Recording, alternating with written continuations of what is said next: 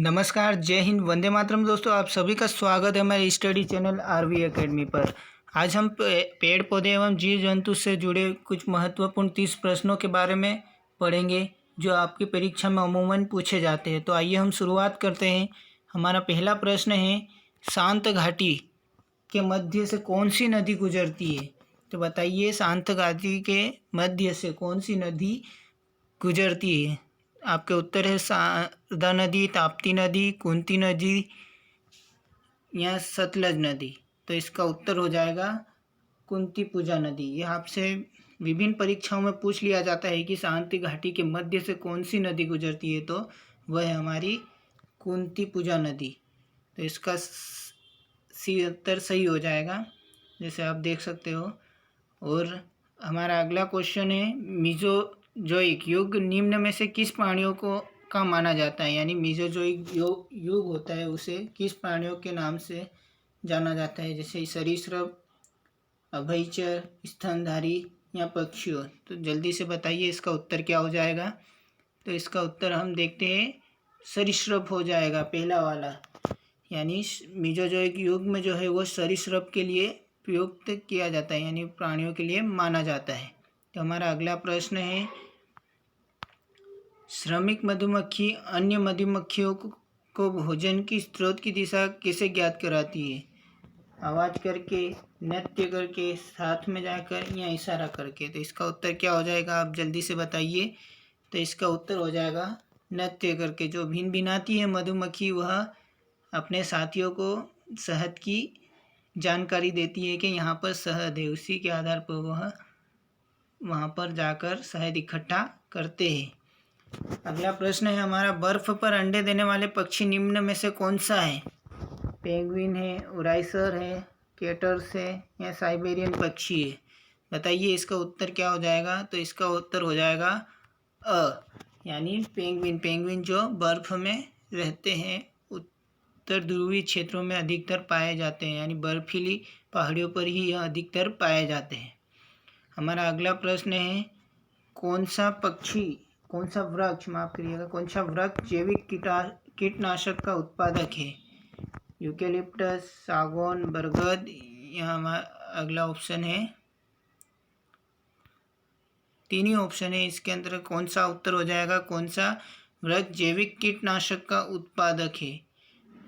सागौन, वृक्ष, बरगद या यूकेलिप्टस। तो बताइए क्या उत्तर हो जाएगा इसका।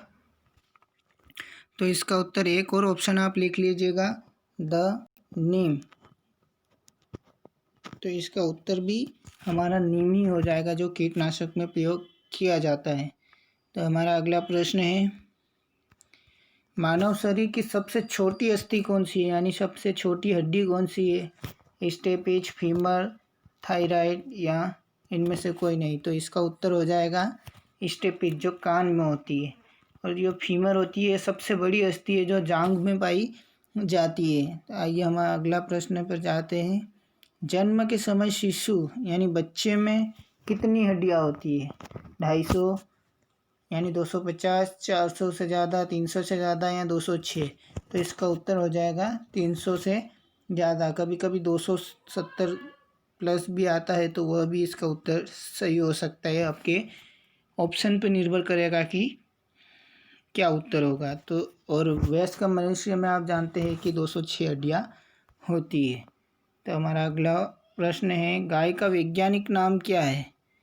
गाय का वैज्ञानिक नाम क्या है? फेरिस डोमेस्टिका, मस्का डोमेस्टिका या इनमें से कोई नहीं है, बोस इंडिका। तो इसका उत्तर हो जाएगा बोस इंडिकस। आइए अगले प्रश्न पर हम जानते हैं। और ये जो ऑप्शन दे रखे हैं, फेरिस डोमेस्टिका, इसको बिल्ली का नाम है। ये वैज्ञानिक, जो बिल्ली होती है उसका वैज्ञानिक नाम है फेरिस डोमेस्टिका। और हमारा अगला जो ऑप्शन है, मस्का डोमेस्टिका, इसका मतलब होता है घरेलू मक्खी। उसका वैज्ञानिक नाम है मस्का डोमेस्टिका।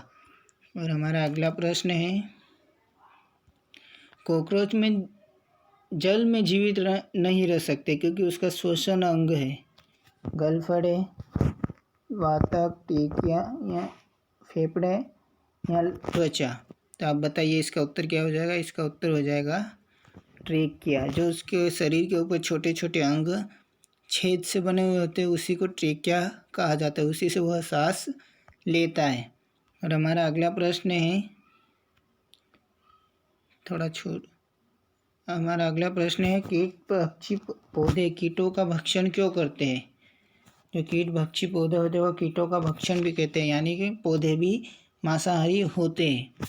ऑक्सीजन की कमी पूरा करने के लिए, कार्बन की कमी को पूरा करने के लिए, नाइट्रोजन की कमी को पूरा करने के लिए, या इनमें से कोई नहीं? तो हमारा उत्तर हो जाएगा नाइट्रोजन की कमी के पूरा करने के लिए। अमूमन मेघालय में पाए जाते हैं, जहाँ पर नाइट्रोजन की कमी होती है उसी क्षेत्र में यह पाए जाते हैं, उसी जगह पर यह पाए जाते हैं। और क्योंकि नाइट्रोजन की पूर्ति करने के लिए ही यह कीटों का भक्षण करते हैं।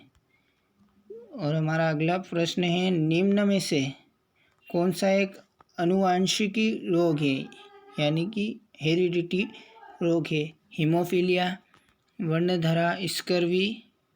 तो इसका उत्तर हो जाएगा हमारा हीमोफीलिया। 3 ही ऑप्शन है इसके अंतर्गत।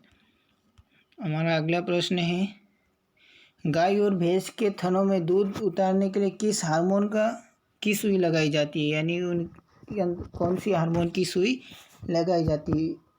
इमोटोसिन, इक्वोटोसिन, ऑक्सीटोसिन या थियोरोटोसिन? इसका उत्तर क्या हो जाएगा बताइए?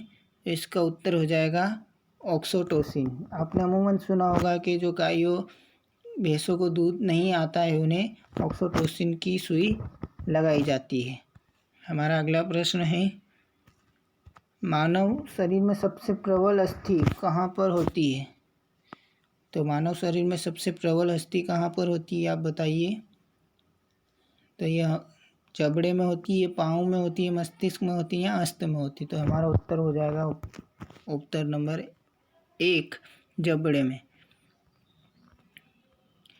हमारा अगला प्रश्न है, मानव शरीर की किस ग्रंथि को मास्टर ग्रंथि कहा जाता है? आपने अमूमन सुना होगा रक्त को, गुर्दे को, थायराइड ग्लैंड को या पिट्यूटरी ग्लैंड को। तो हमारा उत्तर हो जाएगा द पिट्यूटरी ग्लैंड, जो मानव शरीर की मास्टर ग्रंथि के नाम से जानी जाती है।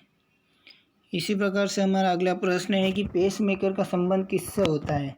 रक्त से, गुर्दे से, दिल से या मस्तिष्क से? तो पेस मेकर का संबंध हमारे दिल से होता है, यानी ये खुद कार्य करता है, इस पर मस्तिष्क का कोई निर्भर नहीं होता है। मस्तिष्क हमारे शरीर के सारी प्रक्रिया को चलाता है, यानी उससे संबंधित होती है, पर दिल जो होता है, जो हृदय होता है, वह खुद अपना कार्य करता है, वह किसी की सुनता नहीं है। कहते हैं ना, दिल है कि मानता नहीं है, खुद अपना काम करता है, इसलिए इसे पेस मेकर का नाम से जाना जाता है। हमारा अगला प्रश्न है, उत्तर दिल। मानव शरीर की सबसे बड़ी ग्रंथि कौन सी है? थायराइड ग्रंथि है, यकृत ग्रंथि है, पिट्यूटरी ग्रंथि है या इनमें से कोई नहीं? तो इसमें अमूमन बच्चे परेशान रहते हैं कि हम थायराइड लगाएं या यकृत लगाएं। तो अगर आपसे पूछा जाए कि सबसे बड़ी अंतरस्त्रावी ग्रंथि कौन सी है, तो वह थायराइड होगी, पर इसका उत्तर हो जाएगा हमारा यकृत, क्योंकि हमसे पूछा है सबसे बड़ी ग्रंथि कौन सी है, तो ये हमारी यकृत हो जाएगी। तो उत्तर हो जाएगा